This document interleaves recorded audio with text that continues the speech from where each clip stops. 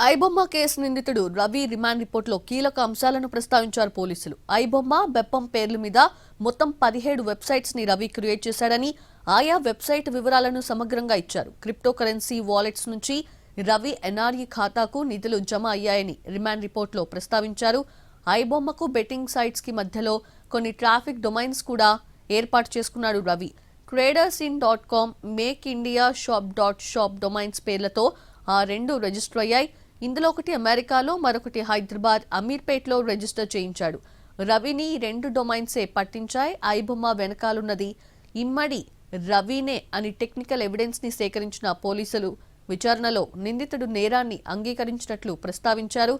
సినిమాలను పైరసీ చేసి ఐబొమ్మ, బెప్పం వెబ్సైట్స్ ని ఎలా నడిపాడో పోలీసులకు సమగ్రంగా వివరించాడు రవి. దీని ఆధారంగా రిమాండ్ రిపోర్టులో కీలక విషయాలను ప్రస్తావించారు పోలీసులు.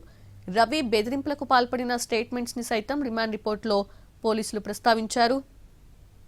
ఇక రవి విదేశీ పౌరసత్వం తీసుకోవడం వెనుక కుట్ర దాగి ఉందని, దేశ డిజిటల్ భద్రతకు రవి లాంటి వ్యక్తులు హానికరమని ప్రస్తావించారు.